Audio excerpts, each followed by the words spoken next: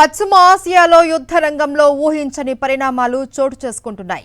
ఎన్నో దశాబ్దాలుగా పరస్పర విరోధులుగా ఉన్న అమెరికా, ఇరాన్ దేశాలు ఇప్పుడు శాంతి ఒప్పందం దిశగా అడుగులు వేస్తున్నాయనే వార్తలు అంతర్జాతీయ రాజకీయాల్లో సంచలనంగా మారాయి. అమెరికా అధ్యక్షుడు డొనాల్డ్ ట్రంప్ చేసిన తాజా ప్రకటనలు ప్రపంచ దృష్టిని ఆకర్షిస్తూ ఉన్నాయి.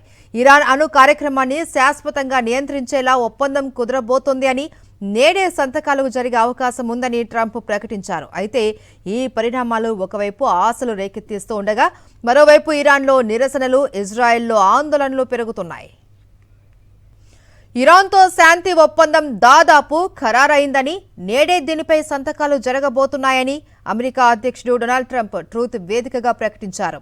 అయితే ఈ ఒప్పందం జరిగిన వెంటనే ప్రపంచ ఆర్థిక వ్యవస్థకు అత్యంత కీలకమైన స్ట్రైట్ ఆఫ్ హార్మూజ్ జలసంధిని తిరిగి అందరి కోసం తెరిచేస్తాము అని ట్రంప్ స్పష్టం చేశారు. అయితే ఇరాన్ విదేశాంగ శాఖ మాత్రం ఆదివారమే సంతకాలు జరుగుతాయన్న విషయాన్ని ఇంకా పూర్తిగా ధృవీకరించలేదు.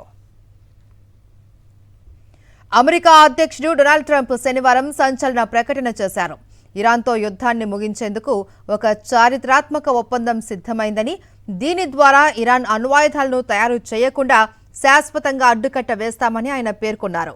గతంలో ఒబామా ప్రభుత్వం చేసిన ఒప్పందంలా కాకుండా ఇది పూర్తి భిన్నంగా ఉంటుందని, ఇరాన్కు ఎలాంటి నగదు చెల్లింపులు జరపబోము అని ట్రంప్ స్పష్టం చేశారు. అంతేకాదు, ఇరాన్ పర్వతాల కింద దాచి ఉంచిన యురేనియం నిల్వలను అమెరికా B-2 బాంబర్ల సాయంతో స్వాధీనం చేసుకుని పూర్తిగా నిర్వీర్యం చేస్తుంది అని ట్రంప్ సోషల్ మీడియా వేదికగా హెచ్చరించారు.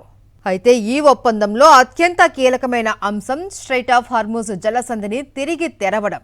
యుద్ధం కారణంగా ఈ సముద్ర మార్గం మూతపడ్డంతో ప్రపంచవ్యాప్తంగా ఇంధన ధరలు ఆకాశాన్ని అంటాయి.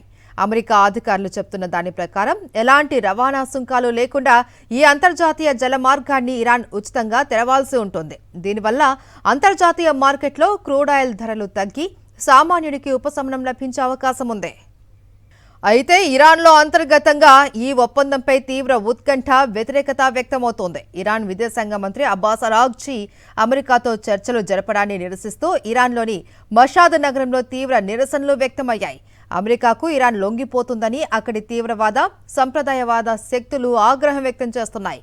అలాగే రాబోయే 60 రోజుల్లో ఇరాన్ అణు కార్యక్రమంపై సాంకేతిక చర్చలు జరుగుతాయని ఇరాన్ విదేశాంగ శాఖ చెబుతోంది.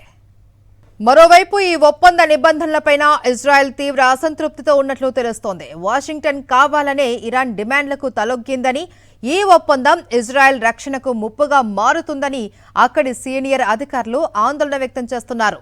దీంతో ఇజ్రాయెల్ ప్రధాని బెంజమిన్ నెతన్యాహు ఇవాళ రాత్రి అత్యవసర భద్రతా కేబినెట్ సమావేశాన్ని ఏర్పాటు చేశారు. లెబనాన్లోని హిజ్బుల్లా వ్యవహారంలో ఇరాన్ జోక్యంపై ఇజ్రాయెల్ గట్టి పట్టుబడుతోంది. ఒకవేళ అమెరికా ఇరాన్ ఒప్పందం విజయవంతమైతే పశ్చిమ ఆసియా రాజకీయ సమీకరణాలు పూర్తిగా మారిపోయే అవకాశం ఉంది. ప్రపంచ చమురు మార్కెట్లపై సానుకూల ప్రభావం కూడా పడవచ్చు.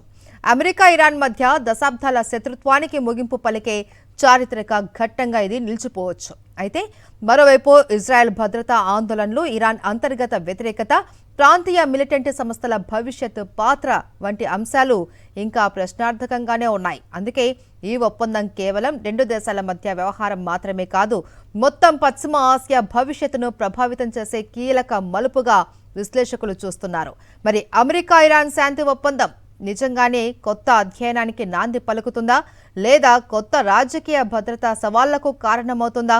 ఇరాన్లో నిరసనలు, ఇజ్రాయెల్లో ఆందోళనలు, ప్రపంచ దృష్టి మాత్రం ఇప్పుడు ఈ ఒప్పందంపైనే కేంద్రీకృతమై ఉంది. పశ్చిమ ఆసియాలో మారుతున్న సమీకరణాలు ఎటువైపు దారితీస్తాయో చూడాలి. మరిన్ని అప్డేట్స్ కోసం ఛానల్ను సబ్స్క్రైబ్ చేయండి. నోటిఫికేషన్స్ కోసం బెల్ ఐకాన్ పై క్లిక్ చేయండి.